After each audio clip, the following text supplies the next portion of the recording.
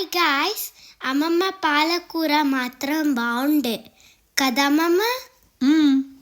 ఎలా ఉంది? బా ఎంత అద్దిపోయిందో తెలుసా? అయితే ఎట్లా చేసినామో చెబుదాం. బౌల్ పెట్టేసి అందులో ఒక పెద్ద కట్ట పాలకూర తీసుకొని కడిగి అందులో వేసి రైస్ కప్తోని ఒక 1.5 కప్ కందిపప్పు తూర్ దాల్ని శుభ్రంగా కడిగి వేశాను.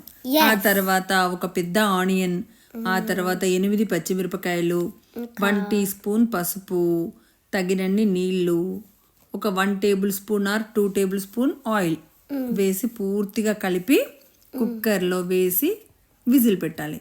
కుక్కర్ను బట్టి మనం విజిల్స్ తీయాలి. మన కుక్కర్లో అయితే ఎన్ని విజిల్స్ వస్తాయో తెలుసారా? ఎన్ని? 2. ఓకే, 2 విజిల్స్ ఇచ్చాక చింతపండు కొద్దిగా అంటే 50 నుంచి 100 గ్రాముల వరకు చింతపండు నానబెట్టాలి. నానబెట్టి అది పూర్తిగా నానిన తర్వాత దాన్ని మనం తీసుకుందాం. ఆ లోపల పాలకూర పప్పు ఉడికిపోయింది.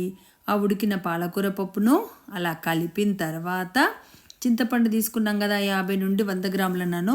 పుల్లగా ఉంటే మాత్రం 50 గ్రాములు 75 గ్రాములు సరిపోతుంది నాన్న. ఆ తర్వాత దాన్ని మంచిగా ఇలా చింతపండును కలిపి అందులో నుండి జ్యూస్ తీసి అందులో పోసాను. తర్వాత 1 టీ స్పూన్ కారం, 1.5 టీ స్పూన్ ఉప్పు కూడా ఇంకా మనకు సరిపోయేంత వేసుకోవాలా. తర్వాత ఇది పూర్తిగా వేసిన తర్వాత ఇది ధనియాల పొడి నాన్న. ధనియాలు, జీలకర్ర, ఎల్లిగడ్డ దంచి వేసాను. బాగుంటుంది తెలుసా? ఇదేమో పోపుకు సంబంధించింది. అది అలా ఉడికేటప్పుడు పోపు పెట్టాలి. అంటే ఒక ముక్కుడు తీసుకొని ముక్కుల్లో 4-5 టేబుల్ స్పూన్ల ఆయిల్ వేసి, ఆ తర్వాత ఆవాలు,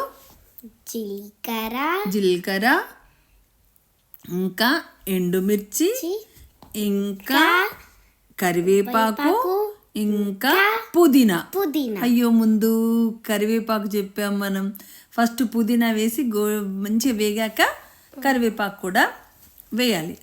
ఆ కరివేపాకు కూడా వేసి పూర్తిగా కలపాలి. ఓకే, పూర్తిగా కలిపిన తర్వాత అది మంచిగా వేగేటట్టుగా చూసుకోవాలి.